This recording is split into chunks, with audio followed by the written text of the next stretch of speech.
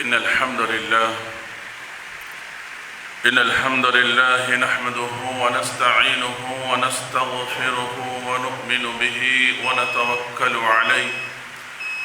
ونعوذ بالله من شرور أنفسنا ومن سيئات أعمالنا ومن يهده الله فلا مضل له ومن يضلل فلا هادي له وأشهد أن لا إله إلا الله وأشهد أن محمدًا عبده ورسوله يا أيها الذين آمنوا اتقوا الله حق تقاته ولا تموتن إلا وأنتم مسلمون يا أيها الناس اتقوا ربكم الذي خلقكم من نفس واحدة وخلق منها زوجها وبث منهما رجالا كثيرا ونساء واتقوا الله الذي تساءلون به والأرحام إن الله كان عليكم رقيبا يا أيها الذين آمنوا اتقوا الله وقولوا قولا سديدا يصلح لكم أعمالكم ويغفر لكم ذنوبكم ومن يطع الله ورسوله فقد فاز فوزا عظيما أما بعد فإن خير الحديث كتاب الله وخير الهدي هدي محمد صلى الله عليه وسلم وشر الأمور محدثاتها وكل محدثة بدعة وكل بدعة ضلالة وكل ضلالة في النار أعوذ بالله من الشيطان الرجيم بسم الله الرحمن الرحيم قال لا تختصموا لدي وقد قدمت إليكم بالوعيد ما يبدل القول لدي وما أنا بظلام للعبيد يوم نقول لجهنم هل امتلأت وتقول هل من مزيد وأزلفت الجنة للمتقين غير بعيد هذا ما توعدون لكل أواب حفيظ من خشي الرحمن بالغيب وجاء بقلب منيب ادخلوها بسلام ذلك يوم الخلود وقال تعالى ولتكملوا العدة ولتكبروا الله على ما هداكم ولعلكم تشكرون محترم حاضرین جمعہ نوجوانان اسلام اور پردہ نشین خواتین اسلام ہر طرح کی حمد و ثنا اس اللہ وحدہ لا شریک کے لیے لائق و زیبا ہے جو اکیلا تنہا اپنی ساری مخلوقات کی ہر چھوٹی بڑی عبادتوں کا اکیلا مستحق ذات ہے۔ اس کے بعد تمام انبیاء کرام پر درود و سلام ہو، بالخصوص ہمارے اور آپ کے آخری نبی پر صلی اللہ علی نبینا محمد وآلہ وصحبہ اجمعین۔ حاضرین جمعہ، اللہ کے فضل اور اس کے احسان سے ہم کو اور آپ کو یہ مہینہ 30 کرنے کا اللہ تبارک و تعالیٰ نے موقع دیا اور ایک رمضان کا دن ہم کو اور آپ کو نصیب ہوا۔ اللہ تبارک و تعالیٰ سے دعا ہے کہ رب العالمین ہماری رمضان المبارک میں کی جانے والی ہر چھوٹی بڑی عبادتوں کو اللہ اپنے فضل خاص سے قبول فرما لے اور اپنے فضل خاص سے ہمیں نیکی پر آنے والی زندگیوں میں قائم اور دائم رہنے کی اللہ توفیق نصیب فرما، آمین۔ میرے بھائیوں،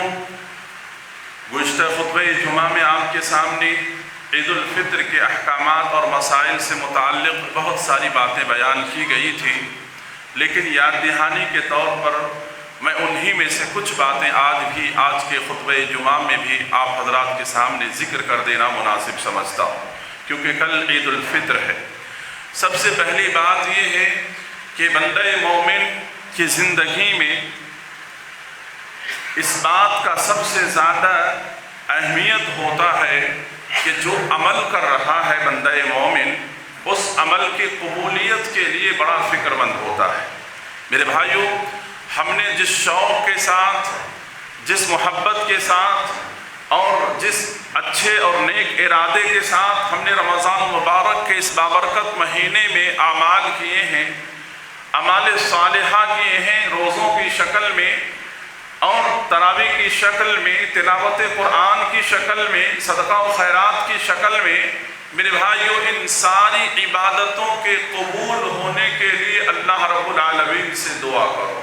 سب سے پہلی بات یہ ہے ہمارے لیے اور آپ کے لیے۔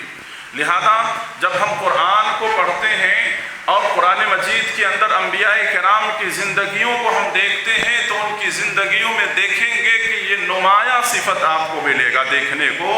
کہ اپنے عمل کے بعد اللہ رب العالمین سے قبولیت کی بڑی فکر ان کو ہوا کرتی تھی۔ لہذا سورہ بقرہ میں اللہ رب العالمین نے حضرت ابراہیم علیہ السلام کا تذکرہ کیا، اور حضرت ابراہیم علیہ السلام کا تذکرہ کرنے کے بعد اللہ تعالیٰ نے ان کی دعا کا تذکرہ کیا جبکہ اللہ کے حکم سے خانہ کعبہ کی تعمیر کر رہے تھے باپ اور بیٹے، توحید کی اینٹ، توحید کی بنیاد رکھ رہے ہیں، ایک ایک اینٹ رکھتے جا رہے ہیں اور اللہ رب العالمین سے دعا کرتے جا رہے ہیں، ربنا تقبل منا انک انت السمیع العلیم۔ بارہا یہ دعا کر رہے ہیں۔ دعا کرنے والی کوئی معمولی شخصیت نہیں ہے، بلکہ ہمارے اور آپ کے نبی محمد صلی اللہ علیہ وسلم کے جد امجد ہیں، اولو العزم پیغمبروں میں سے حضرت ابراہیم علیہ السلام ہیں، اور اتنا ہی نہیں خلیل اللہ کا جنہیں لقب دیا گیا ہے، اتنے بڑے اونچے درجے کے نبی ہیں، اور اللہ رب العالمین سے اپنے عمل کے تعلق سے، اس کی قبولیت کے تعلق سے بار بار دعا کر رہے ہیں۔ ہم اور آپ عمل الحمدللہ کرتے ہیں، لیکن عمل کرنے کے بعد ہم اس کی قبولیت کے تعلق سے غافل ہو جاتے ہیں، اس کے تعلق سے ہم فکر نہیں کرتے ہیں۔ میرے بھائیوں، یہ ایک مومنانہ طرز ہے، ایک مومنانہ عمل ہے کہ اپنے عمل کی قبولیت کے لیے بارہا انسان اللہ سے دعا کرے۔ اس لیے سلف صالحین کے بارے میں آتا ہے کہ جب رمضان مبارک کا مہینہ عبادتوں سے گزرتا ان کا، تو اس کی قبولیت کے لیے رمضان کے بعد 6 مہینے تک وہ دعائیں کیا کرتے تھے۔ تو میرے بھائیوں، ہم اور آپ اللہ سے بارہا دعا کریں کہ اس میں کوئی کمی، کوئی کوتاہی، کوئی دکھاوا، کوئی ریاکاری، کچھ بھی ایسی چیزیں اگر ہماری عبادتوں میں ہوئی ہیں تو اللہ تبارک و تعالی ہماری ان غلطیوں کو معاف کر دے۔ تو سب سے پہلی بات آج آپ کے سامنے جو میں نے بیان کیا وہ یہ ہے کہ آج ہم اور آپ اپنے دل کے اندر ارادہ کریں کہ ہمیں اپنے اعمال کی قبولیت کے لیے اللہ سے بار بار اپنی زندگی میں دعا کرنی ہے۔ دوسری بات یہ ہے کہ رمضان مبارک کا یہ آخری جمعہ ہے میرے بھائیوں۔ اب انشاءاللہ اللہ نے زندگی سلامت رکھی ہم میں سے جس کی، تو آنے والا رمضان اس کو دیکھنے کو ملے گا، عبادت کو ملے گا، ورنہ ہماری اور آپ کی زندگی کا یوں سمجھے کہ ایک آخری جمعہ اور آخری رمضان ہے۔ لہذا ہم اور آپ رمضان مبارک کے اندر بہت ساری چیزیں ہم نے سیکھی ہے۔ رمضان مبارک کا یہ بابرکت مہینہ ہماری بہت ساری تربیت کیا ہے، بہت ناحیوں سے ہماری تربیت کیا ہے، جن میں سے چند ایک کا میں تذکرہ کرتا ہوں میرے بھائیوں۔ سب سے پہلی بات ہے کہ رمضان مبارک کا بابرکت مہینہ ہماری تربیت نماز کے اعتبار سے کیا ہے۔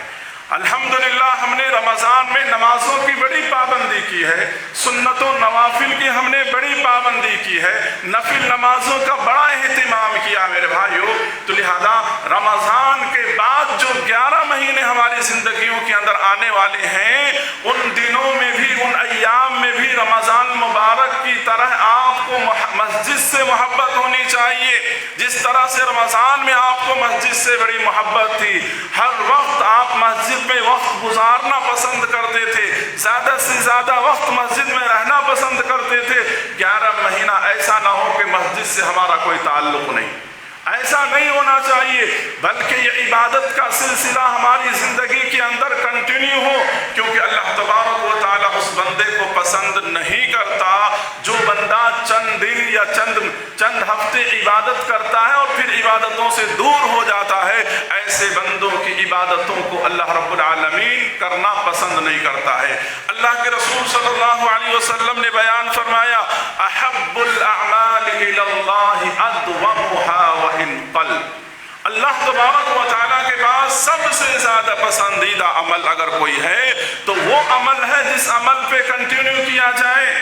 اللہ کے رسول صلی اللہ علیہ وسلم نے ایک صحابی کو نصیحت کرتے ہوئے کہا یا عبداللہ لا تکن مثل فلاں، اے عبداللہ، اے اللہ کے بندے، فلاں آدمی کی طرح نہ ہو جاؤ جس نے 2 دن تہجد کی نماز پڑھی اور اس کے بعد اس نے فرض نمازوں کو پڑھنا بھی چھوڑ دیا۔ تو میرے بھائیوں، رمضان مبارک کے اس بابرکت مہینے نے ہماری تربیت کی ہے، روحانی طور پر، جسمانی طور پر، ظاہری طور پر، باطنی طور پر، انفرادی طور پر، اجتماعی طور پر، ہر سطح پر اس مہینے نے ہماری تربیت کی ہے۔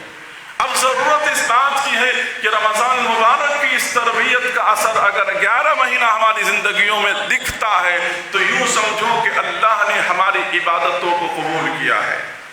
اہل علم کہتے ہیں کہ بندے کے دلوں میں اگر نیکیوں کی محبت باقی ہے تو سمجھو کہ اللہ رب العالمین نے اس کے اعمال کو قبول کیا ہے، اور اگر کوئی بندہ نیکیوں سے دور ہو رہا ہے، دین سے دور ہو رہا ہے، اللہ کے احکامات سے دور ہو رہا ہے تو سمجھو کہ اللہ رب العالمین نے اس کے اعمال کو قبول نہیں کیا ہے۔ تو میرے بھائیوں، مسجد سے محبت کرنا اور مسجد کے اندر اپنے آپ کو مسجد سے لگا کر کے رکھنا، اللہ کے رسول صلی اللہ علیہ وسلم نے اس خوش نصیب لوگوں میں اس کو شامل کیا ہے کہ کل قیامت کے دن جہاں 7 قسم کے خوش نصیب لوگوں کو اللہ اپنے عرش کے نیچے جگہ دے گا، اس میں سے ایک شخص وہ بھی ہوگا قلب معلق فی المسجد، وہ بندہ جس کا دل مسجد سے اٹکا ہوا ہو، لٹکا ہوا ہو، وہ یہ سوچ رہا ہو کہ ایک عبادت ہم نے کیا، دوسری عبادت کے لیے کب اللہ کے گھر جانے کو مجھے موقع ملے گا۔ تو لہذا میرے بھائیوں، ہم نے رمضان مبارک کے اس بابرکت مہینے کے اندر جو آپ کے سامنے بیان کیا کہ نمازوں کی پابندی کریں مرد و خواتین تمام اپنی زندگیوں کے اندر، اللہ تعالیٰ نے ہم کو اور آپ کو نماز کے ذریعے سے بہت سارے مسائل کو اللہ نے حل کرنے کا حکم دیا ہے۔ اللہ نے کہا وَاسْتَعِينُوا بِالصَّبْرِ وَالصَّلَاةِ، اب نماز بھی کیسی ہونی چاہیے؟ نماز کا عمل بھی احسن عمل ہونا چاہیے، کیونکہ اللہ نے کہا لِيَبْلُوَكُمْ أَيُّكُمْ أَحْسَنُ عَمَلًا، عمل ہمارا احسن ہو، بہتر ہو۔ اور احسن عمل کون سا ہے؟ سوال پیدا ہوتا ہے۔ احسن عمل وہ ہے جو عمل کتاب و سنت کے مطابق ہو، احسن عمل وہ ہے جو نبی کریم صلی اللہ علیہ وسلم کے بتائے ہوئے طریقے کے مطابق ہو، احسن عمل وہ ہے جو کہ صحابہ کرام کے عمل کے مطابق ہو۔ اگر اس سے ہٹ کر کے کوئی عمل ہو رہا ہے وہ عمل احسن عمل نہیں کہلائے گا۔ اس لیے اللہ کے رسول صلی اللہ علیہ وسلم نے کہا صلوا کما رأیتمونی اصلی، لوگوں تم نے جس طرح سے مجھے نماز پڑھتے ہوئے دیکھا ہے، جس طرح سے عبادت کرتے ہوئے دیکھا ہے، جس طرح سے خیر اور بھلائی کرتے ہوئے دیکھا ہے، ویسے ہی تمہیں بھی کرنا ہے۔ تو میرے بھائیو، ہم احسن عمل کرنے کی کوشش کریں۔ احسن عمل اللہ رب العالمین قبول کرتا ہے، اور جو عمل کے احسن نہ ہو اللہ رب العالمین اس عمل کو قبول نہیں کرتا ہے۔ تو زندگی میں کیا فائدہ 40 سال 50 سال 60 سالہ زندگی میں ہم عمل کریں اور کل اللہ کے پاس وہ عمل ہی قبول نہ ہو، تو ویسے عمل کا فائدہ کیا ہوگا؟ لہذا ہم دیکھتے ہیں کہ ہم عبادت تو کرتے ہیں لیکن ہماری عبادتوں میں بدعتیں ہوتی ہیں، مختلف قسم کے خرافات ہوتے ہیں۔ عبادتوں کے نام پر ہم انبیاء اور رسول کی عبادتوں سے بھی ہم آگے بڑھنا چاہتے ہیں۔ میرے بھائیوں، بالکل غلط بات ہے۔ اللہ تعالیٰ نے کہا عاملۃ ناصبہ تصلیٰ نارا حامیہ تسقیٰ من عین آنیہ، دنیا کے اندر کتنے ہی ایسے لوگ ہوں گے جو عبادت کر کے تھک چکے ہوں گے، کل اللہ رب العالمین کی عدالت میں جب انہیں پیش کیا جائے گا تو اللہ رب العالمین کی عدالت میں ان کی عبادتوں کو نکارا جائے گا، ضائع کیا جائے گا، اور اللہ کا حکم ہوگا ان کے اوپر گرم گرم کھولتا ہوا پانی ڈالو۔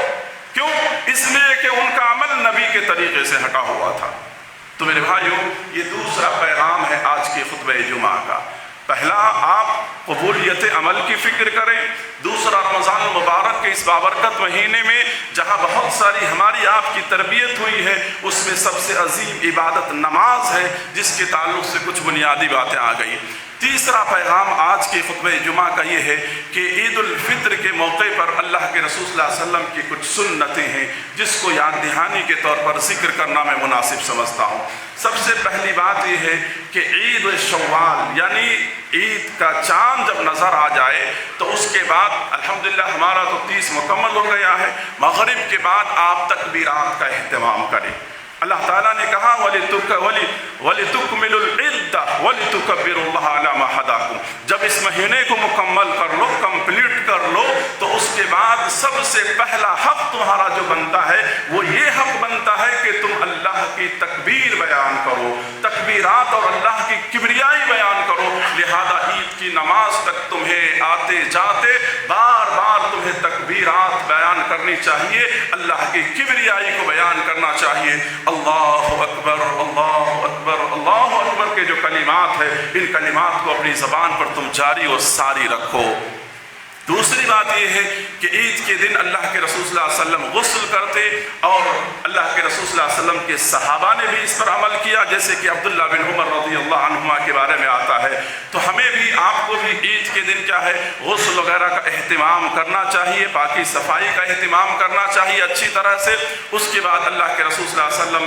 نیا کپڑا یعنی عمدہ لباس ہو آپ کے پاس، وہ عمدہ لباس پہننا بھی سنت ہے، جیسے کہ حضرت عمر رضی اللہ عنہ نے اللہ کے رسول صلی اللہ علیہ وسلم کے پاس ایک جوڑا لے کر کے آیا اور کہا کہ اللہ کے رسول اس جوڑے کو آپ پہنیں گے تو بہت خوبصورت نظر آئیں گے، اور اللہ کے رسول صلی اللہ علیہ وسلم نے منع کر دیا اس جوڑے سے، اس لیے منع کیا کہ وہ پورا لباس جو تھا ریشم کا لباس تھا۔ اللہ کے رسول صلی اللہ علیہ وسلم نے منع صرف اس کپڑے کو کیا، آپ یہ نہیں کہا کہ عید کے دن یا کسی اور مناسبت سے جو حضرت عمر نے ذکر کیا تھا استعمال کرنے کے بعد اس بات پر آپ نے تنکیر نہیں کیا، نکیر نہیں کیا۔ تو معلوم یہ ہوا کہ اللہ نے جو صلاحیت ہم کو اور آپ کو دیا ہے، کیونکہ مسلمانوں کی عید کا دن ہے اور سال میں یہ 2 ہی مرتبہ اتنا عظیم دن آتا ہے ہمارے لیے اور آپ کے لیے، تو جہاں تک ہو سکے اس کا اظہار انسان اپنی صلاحیت اور حیثیت کے مطابق کرے۔ دوسری بات یہ ہے کہ اللہ کے رسول صلی اللہ علیہ وسلم خوشبو کا بھی استعمال کیا کرتے تھے، خوشبو آپ کو پسند تھا۔ اللہ کے رسول صلی اللہ علیہ وسلم اس کے بعد عید الفطر میں نکلنے سے پہلے چند عدد کھجور کھایا کرتے تھے، طاق عدد میں اللہ کے رسول صلی اللہ علیہ وسلم۔ ہم کو بھی اور آپ کو بھی اس سنت پہ عمل کرنا چاہیے، سنت ہے اللہ کے رسول صلی اللہ علیہ وسلم کا۔ اس کے بعد اللہ کے رسول صلی اللہ علیہ وسلم عید کی نماز کے لیے آپ جو ہے باہر نکلتے تھے۔ مطلب کیا ہے کہ اگر موسم سازگار ہو، حالات سازگار ہو تو عید کی نماز عیدگاہ میں ادا کرنی چاہیے، عیدگاہ میں نماز ادا کرنی چاہیے، اور اگر قریب ہے تو انسان کو چل کر کے پیدل تکبیرات کہتے ہوئے جانا چاہیے، اور آتے ہوئے راستہ بدل کر کے اللہ کے رسول صلی اللہ علیہ وسلم آتے تھے، یہ بھی اللہ کے رسول صلی اللہ علیہ وسلم کی سنت ہے۔ لہذا اسی سنت پر انشاءاللہ اللہ سے دعا کرے کہ موسم ہر طرح سے سازگار ہو۔ کل بھی انشاءاللہ مسجد کے بازو والی جو گراؤنڈ ہے انشاءاللہ اسی گراؤنڈ میں 7:30 کو انشاءاللہ عید کی نماز ہم اور آپ ادا کریں گے انشاءاللہ، وقت مقررہ پر انشاءاللہ پہنچنے کی کوشش کریں۔ دوسری بات یہ ہے کہ ایسے موقع پر اللہ کے رسول صلی اللہ علیہ وسلم نے خواتین اسلام کو بھی عیدگاہ میں آنے کا حکم دیا۔ اللہ کے رسول صلی اللہ علیہ وسلم سے حضرت ام عطیہ رضی اللہ عنہ بیان کرتے ہیں کہ اللہ کے رسول صلی اللہ علیہ وسلم نے ان خواتین کو بھی عیدگاہ میں لانے کا حکم دیا جن خواتین کے اوپر نماز نہیں ہے، یعنی کم از کم وہ شریک ہو کر عامت الناس کے یعنی امام کی زبان سے ہونے والی دعاؤں میں نصیحتوں میں وہ شریک ہوں گی، لہذا ان کو بھی نہیں چھوڑا گیا۔ لہذا وہ لوگ جو اللہ کے رسول صلی اللہ علیہ وسلم کی حدیث کو نہیں پڑھتے ہیں وہی لوگ عورتوں کو مسجدوں میں یا عیدگاہوں میں جانے سے منع کرتے ہیں، جبکہ صریح حدیث ہے اللہ کے رسول صلی اللہ علیہ وسلم کی لا تمنعوا اماء اللہ، لا تمنعوا اماء اللہ، اللہ کی بندیوں کو اللہ کے گھر میں جانے سے منع مت کرو۔ آج آپ عورتوں کو مسجد میں آنے کے لیے ان کے دروازہ بند کیے ہوئے ہیں، اور دنیا کے سارے بازار اور مارکیٹوں کے مختلف مقامات کے آپ نے ان کے لیے دروازے کھولے ہوئے، تو ان کے اندر شر نہیں آئے گا تو خیر کہاں سے آئے گا؟ اگر ان کی ہفتہ واری تربیت نہیں ہوگی، جمعہ کے خطبات نہیں سنیں گے، پروگرامز نہیں سنیں گے، تو کیسے ان کے اندر دلوں کے اندر دین کی محبت ہوگی، نبی کی محبت ہوگی، قرآن اور حدیث سے محبت ہوگی؟ اس لیے آئے دن ہم جو دل خراش واقعات سننے کو ملتا ہے ہمارے سماج اور معاشرے میں، اس کی وجہ یہ ہے کہ دین کی کمی ہے اور اللہ اور اس کے رسول صلی اللہ علیہ وسلم کی تعلیمات کی کمی ہے۔ تو لہذا ان کو بھی شریعت نے آنے کا، اور ایسے موقع پر میں خواتین اسلام سے یہ بھی کہوں گا کہ مسجد اور عیدگاہ میں شریعت نے آپ کو آنے کی اجازت تو دی ہے، لیکن پوری سادگیت کے ساتھ آئے، ہر قسم کے بناؤ سنگار خوشبو ان تمام چیزوں سے اپنے آپ کو بچائیں۔ اللہ کے رسول صلی اللہ علیہ وسلم نے سختی کے ساتھ منع کیا ہے، لہذا ہم کو بچنا چاہیے۔ عیدگاہ کے بعد آپ جا کر کے آپ کو جو بھی چیز استعمال کرنا ہے اپنے گھروں میں پرسنلی طور پر لگائیں، اس سے شریعت نے منع نہیں کیا ہے۔ میرے بھائیوں، ان ساری باتوں کے ساتھ ساتھ اور ایک حکم اللہ کے رسول صلی اللہ علیہ وسلم کا یہ بھی ہے کہ اللہ کے رسول صلی اللہ علیہ وسلم صدقۃ الفطر اللہ کے رسول صلی اللہ علیہ وسلم نے ادا کیا اور کرنے کا حکم دیا۔ ایک اہم عبادت ہے یہ ہمارے رمضان سے اس کا بڑا گہرا تعلق ہے۔ اللہ کے رسول صلی اللہ علیہ وسلم سے بیان فرماتے ہیں، عن ابن عمر رضی اللہ عنہما قال فرض رسول اللہ صلی اللہ علیہ وسلم زکاة الفطر صاعا من تمر او صاعا من شعیر علی العبد والحر والذکر والانثى۔ اللہ کے رسول صلی اللہ علیہ وسلم سے والصغیر والکبیر من المسلمین امر بها ان تودی قبل خروج الناس۔ یہ حدیث صحیح بخاری اور صحیح مسلم کے اندر موجود ہے، جو سند کے ساتھ میں نے آپ کے سامنے بیان کیا۔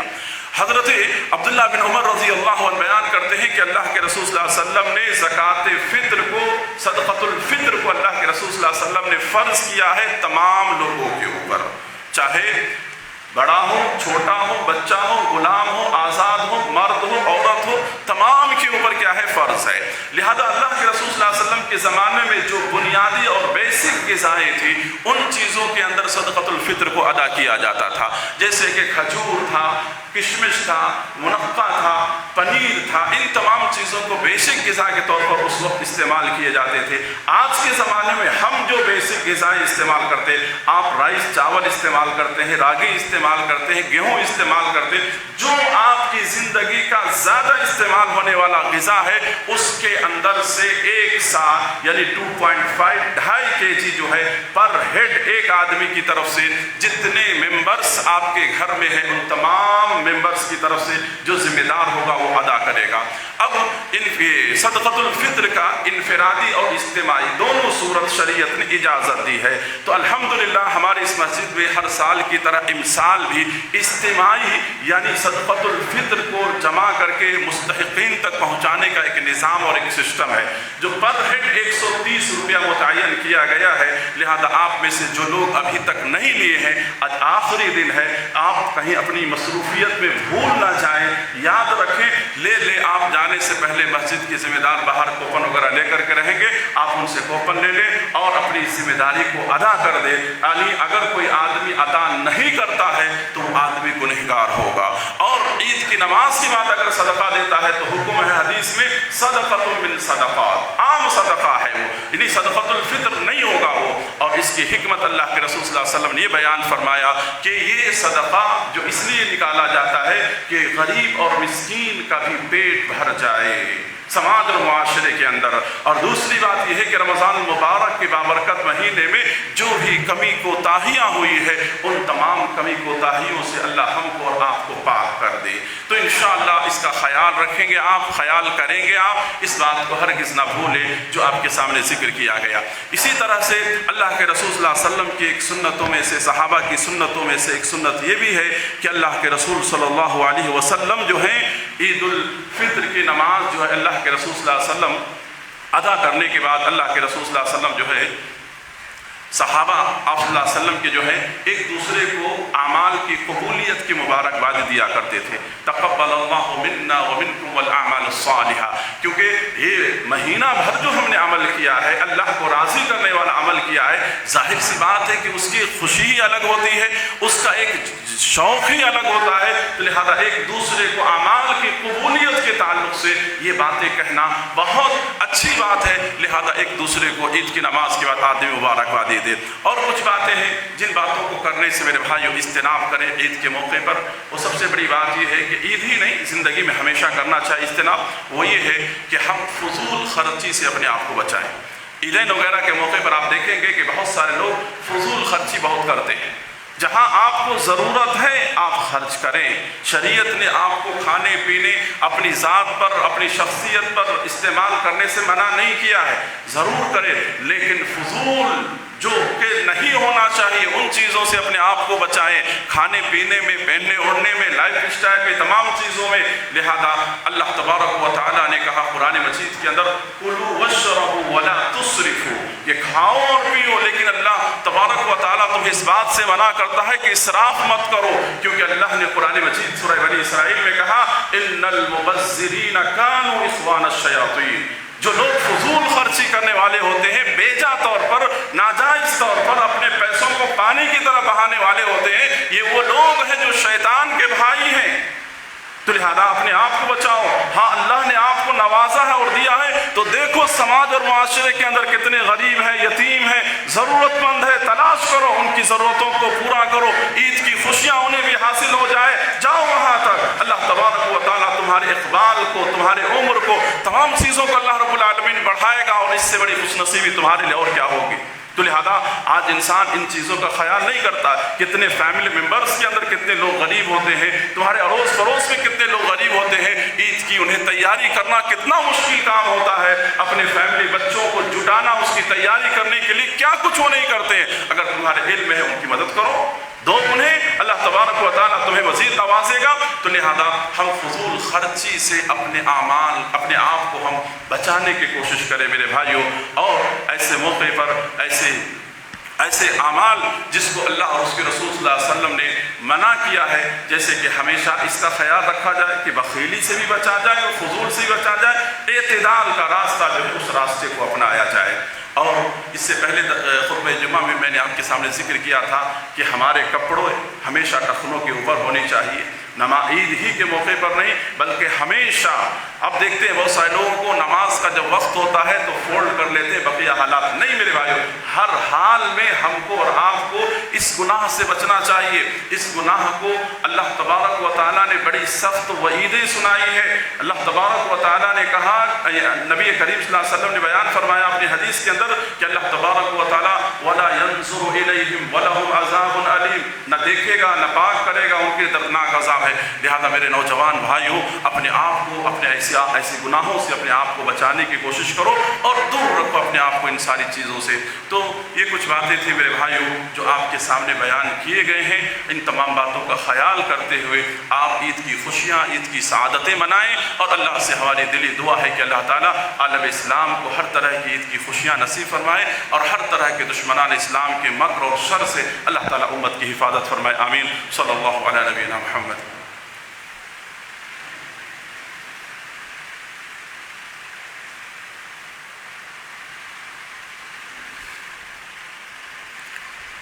الحمد لله رب العالمين والعاقبة للمتقين والصلاة والسلام على رسوله الكريم، اما بعد۔ محترم حضرات، آپ کے سامنے عید الفطر کے احکام اور اس کے مسائل سے متعلق یاد دہانی کے طور پر کچھ بنیادی باتیں بیان کر دی گئی ہیں، اور ان باتوں کا بھی ذکر کیا گیا جن چیزوں سے ہم کو اور آپ کو شریعت نے منع کیا ہے۔ ہاں، شریعت نے ہم کو ایسے موقع پر عید کی خوشیوں کو مناتے ہوئے سیر و تفریح کرنے کی بھی اجازت دیا ہے۔ شریعت نے کہا کہ جائز حدود میں رہ کر کے، تمام حدود میں رہ کر کے تم سیر و تفریح کر سکتے ہو، اللہ کی زمین میں گھومنے پھرنے بھی جا سکتے ہو، اس میں کوئی حرج نہیں ہے۔ لہذا حضرت عائشہ رضی اللہ عنہا بیان کرتی ہیں کہ اللہ کے رسول صلی اللہ علیہ وسلم کے زمانے میں عید کے دن، عید کے موقع پر مسجد نبوی میں حبشی لوگ کچھ کرتب دکھایا کرتے تھے، کچھ کھیل دکھایا کرتے تھے۔ میں اللہ کے نبی صلی اللہ علیہ وسلم کے ساتھ جاتی، آپ کے پیٹھ پیچھے میں بیٹھ کر کے پورا کھیل دیکھتی تھی، جب تک اللہ کے رسول کو میں نہیں کہتی اللہ کے رسول چلے، اس وقت تک اللہ کے رسول صلی اللہ علیہ وسلم دکھایا کرتے تھے۔ تو معلوم یہ ہوا کہ اللہ کے رسول صلی اللہ علیہ وسلم نے کس قدر اپنے گھر والوں کا اور اپنی امت کے جذبات کا خیال رکھا ہے۔ لہذا ہم یہ نہ سوچیں کہ ہمارا اسلام ہمیں خوشی منانے کی اجازت نہیں دیتا، بلکہ بالکل دیتا ہے، ضرور دیتا ہے، لیکن اس بات کی ضرورت ہے کہ ہم ان تعلیمات کو سمجھے اور جانے، اس بات کی کمی ہمارے اندر ہے۔ میرے بھائیوں، ایسے موقع پر میں اور ایک پیغام آپ کو دینا چاہتا ہوں۔ پیغام یہ ہے، عید کے موقع پر خاص کر کے جب ہماری خوشی کا موقع ہوتا ہے، ایسے موقع پر جہاں جس ملک ہندوستان کے اندر ہم رہتے ہیں، ہم اقلیت میں رہتے ہیں، ہماری تعداد کم ہے، اور ایسے حالات میں جہاں کے میڈیا کے ذریعے سے آپ دیکھتے ہوں گے کہ ہماری قوم یا امت مسلمہ کے تعلق سے کیسی زہر پھیلائی جا رہی ہے، اور کس طرح سے نفرت کی ہوائیں دی جا رہی ہیں، ایسے ماحول میں ہم اور آپ جہاں جس جگہ پر رہتے ہیں، حالات اور ماحول کو دیکھتے ہوئے ہمارے اندر کچھ حکمتیں ہونی چاہیے۔ وہ حکمت یہ ہے کہ ہم آپ کو اس بات کی تعلیم دیتے ہیں یا اس بات کا پیغام دیتے ہیں کہ ایسے خوشی کے موقع پر آپ جو امن پسند نان مسلمس ہیں، ہمارے برادران وطن جن کو ہم کہتے ہیں، ہم ان لوگوں کو اپنی خوشیوں کے اندر ہم شامل کرنے کی کوشش کریں۔ میرے بھائیوں، اسلام اس بات کی اجازت دیتا ہے ہم کو اور آپ کو کہ ہمارے پڑوس میں کوئی کرسچن ہو سکتا ہے، ہمارے پڑوس میں کوئی غیر مسلم ہو سکتا ہے، اپنی خوشی کے موقع پر جب ہم انہیں شامل کرتے ہیں، خوشی سے اگر ہم ہمارے گھر میں پکا ہوا اچھا کھانا اگر ہم اسے دے دیتے ہیں، ایک سویٹ کا ڈبہ اگر ہم پیار محبت سے اس کو دے دیتے ہیں، تو میرے بھائیوں، آج جو ماحول بنایا جا رہا ہے، اس ماحول کو وہ انکار کرتا ہے، اس کا دل اس بات کو کہنے کو گوارا نہیں کرتا ہے، وہ کہتا ہے کہ ہمارا پڑوسی ایک مسلمان ہے، ہمارے دکھ درد کے اندر اپنی خوشی کے موقع پر ہم کو وہ شامل کرتا ہے، ایک مسلمان کیسے ایسا ہو سکتا ہے میرے بھائیوں؟ تو لہذا آپ ایسے موقع پر ضرور ان لوگوں کا اپن لوگوں کا خیال رکھیں۔ بعض مقامات پر تو دیکھے جاتے ہیں جو جن کے پاس سیاسی پاور ہوتے ہیں، عہدے منصب ہوتے ہیں، غیروں میں سے یا دوسروں میں سے، ان کو تو سیلیبریٹ کرنے کے لیے بلایا جاتا ہے، لیکن یاد رکھو میرے بھائیوں، ہمارے سماج اور معاشرے کے اندر جو نان مسلم بچھڑے ہوئے طبقے سے تعلق رکھتے ہیں، نچلے طبقے سے تعلق رکھتے ہیں، غریب ہیں، سلم ایریا میں رہنے والے ہیں، جو ایک گھٹ پانی کو بھی ترستے ہیں، کبھی کبھی ایک وقت کھانے کو بھی ترستے ہیں، کبھی کبھی ایسے لوگوں کو ایسی خوشی کے موقع پر یاد رکھو تمہارے اس احسانات کو کبھی نہیں بھولیں گے، اور تمہارے اس خاطرداری کی وجہ سے، تمہارے اس تالیف قلب کی وجہ سے، تمہاری اس ہمدردی کی وجہ سے ہو سکتا ہے کہ یہ چیز ان کی ہدایت کا ذریعہ بن جائے میرے بھائی۔ تو لہذا ایسے موقع پر برادران وطن میں سے بہت سارے ایسے لوگ ہیں جو امن پسند ہیں، دل کے صاف ہیں، ہمارے ساتھ آپ کے ساتھ بہتر طریقے سے رہنا چاہتے ہیں، بہت کم ہے جن کے دلوں میں اسلام اور مسلمانوں کے خلاف زہر ان کے دلوں میں ڈالا گیا ہے۔ میرے بھائیو، آپ کو معلوم ہونی چاہیے جو یہ اتنی بڑی میجورٹی ہے نان مسلموں کی، ہم جس ملک کے اندر رہتے ہیں، وہاں پر وہ لوگ قرآن حدیث کو نہیں جانتے ہیں، قرآن حدیث ان کو پڑھنا نہیں آتا ہے، قرآن حدیث کیا چیز ہے وہ نہیں جانتے ہیں۔ اگر وہ اسلام کو دیکھتے ہیں تو ہم کو دیکھ کر کے اسلام کے بارے میں وہ فیصلہ کرتے ہیں، ہمارے اخلاق کیسے ہیں، ہمارے معاملات کیسے ہیں، ہمارا لوگوں سے ملنا جلنا کیسا ہے، ان چیزوں کا افیکٹ ان کے اوپر پڑتا ہے میرے بھائیوں۔ لہذا ایسے موقع پر بھی ہم اپنے اخلاق اور کردار کا اثر ان کے اوپر ہم ڈالنے کی کوشش کریں میرے بھائیوں۔ اور آپ کو حدیث سے میں دلیل دیتا ہوں کہ اللہ کے رسول صلی اللہ علیہ وسلم ایک مرتبہ آپ کے گھر میں ایک بکرا ذبح کیا گیا، اللہ کے رسول صلی اللہ علیہ وسلم اپنے گھر والوں سے پوچھا، کیا تم نے اپنے پڑوسی کو ہدیہ دیا، گوشت کا ہدیہ؟ لوگوں نے کہا، اللہ کے رسول صلی اللہ علیہ وسلم پڑوسی جو ہے میرا وہ یہودی ہے، اور آپ کو معلوم ہونی چاہیے کہ یہودیوں کی دشمنی کتنی خطرناک اس امت سے ہے۔ قرآن نے ذکر کیا کہ ان کے دلوں میں اسلام کے بارے میں کتنی خطرناک زہر ہے، اس کے باوجود اللہ کے رسول صلی اللہ علیہ وسلم نے پوچھا کہ کیا تم نے تمہارے پڑوسی کو ہدیہ دیا؟ لوگوں نے جب کہا اللہ کے رسول وہ تو یہودی ہے، آپ نے کہا یہودی ہے تو کیا ہوا، وہ مسلمان ہے، وہ انسان تو ہے، اللہ کے رسول صلی اللہ علیہ وسلم نے کہا وہ تمہارا پڑوسی تو ہے، اللہ کے رسول صلی اللہ علیہ وسلم نے کہا۔ میرے بھائیوں، حضرت اللہ کے رسول صلی اللہ علیہ وسلم نے یہ بھی بیان فرمایا کہ پڑوسیوں کے تعلق سے مجھے اتنی زیادہ جبریل امین نے نصیحت کی، وصیت کی کہ مجھے ڈر ہونے لگا کہ کہیں وراثت کے اندر انہیں شامل نہ کر دیا جائے۔ یہاں پر اللہ تعالیٰ نے قرآن مجید کے اندر کہا، قولوا للناس حسنا، لوگوں سے اچھی بات کرو۔ یہاں پر اللہ نے قولو کہہ کر کے اللہ نے مومن کا خطاب نہیں کیا، مسلمان کا خطاب نہیں کیا، کامن بات اللہ رب العالمین نے کہا۔ تو لہذا ہمارا بھی سلوک برادران وطن کے ساتھ بہتر جب ہوگا تو ہم ان کے بیچ جا سکتے ہیں، آ سکتے ہیں، یہ دوریاں ختم ہو سکتی ہیں اور دعوت و تبلیغ کا کام کرنا ہمارے لیے آسان ہوگا۔ لہذا میرے بھائیوں، ایسے سیلیبریٹ کے موقع پر، ایسی خوشی کے موقع پر، ایسے تہوار کے موقع پر جو ہم سے جڑنا چاہتے ہیں، جو ہمارے ہدیہ لینا چاہتے ہیں، جو ہماری دی ہوئی چیز کو قبول کرنا چاہتے ہیں، دو، جو نہیں لینا چاہتے کوئی بات نہیں ہے۔ لہذا ہم اپنا تو پہل کرنا ہماری ذمہ داری ہے، ہمارے نبی کے اخلاق ہیں، ان اخلاق کو تو ہمیں اعلیٰ کرنا ہے۔ تو لہذا ان باتوں کو میرے بھائیوں اپنے ذہنوں کے اندر عید کی خوشیاں مناتے ہوئے کریں، اور ہر طرح کی سنتوں کو پابند کرتے ہوئے، ان تمام چیزوں کا خیال کرتے ہوئے اس کو ہم ادا کرنے کی کوشش کریں میرے بھائیوں۔ اور آخر میں ایک دو اعلان کر کے اپنی بات کو میں ختم کرتا ہوں۔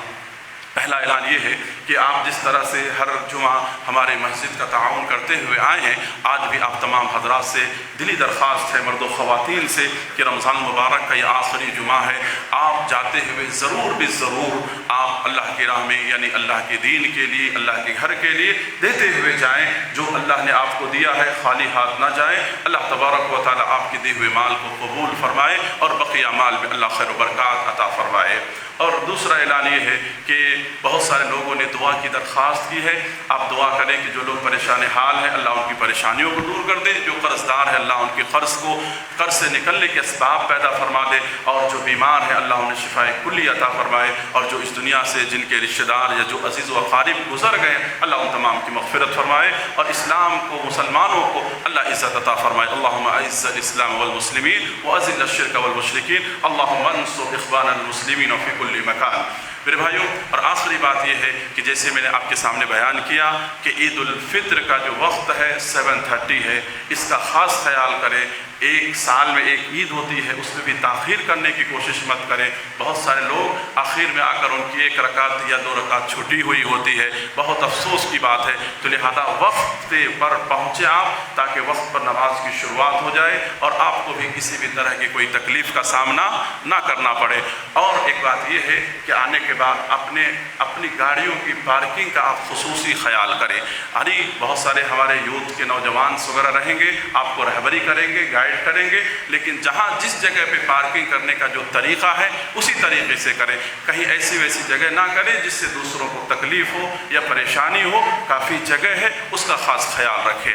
اللہ رب العالمین ہم نے جو کچھ بھی کہا ہے ان تمام باتوں کو عمل کرنے کے اللہ ہم کو آپ کو توفیق عطا فرمائے، آمین۔ ان الحمد للہ نحمده ونستعینه ونستغفره ونؤمن به ونتوکل علیہ ونعوذ باللہ من شرور انفسنا ومن سیئات اعمالنا ومن يهده الله فلا مضل له ومن يضلل فلا هادي له واشهد ان لا اله الا الله واشهد ان محمدا عبده ورسوله ان الله وملائكته يصلون على النبي اللهم صل على محمد وعلى ال محمد كما صليت على ال ابراهيم وعلى ال ابراهيم انك حميد مجيد اللهم بارك على محمد كما باركت على ال ابراهيم وعلى ال ابراهيم انك حميد مجيد عباد الله رحمني ورحمكم الله ان الله يأمركم بالعدل والإحسان وإيتاء ذي القربى وينهى عن الفحشاء والمنكر والبغي يعظكم لعلكم تذكرون اذكروا الله يذكركم وادعوه يستجب لكم ولذكر الله تعالى أعلى أعز وأتم وأهم وأكبر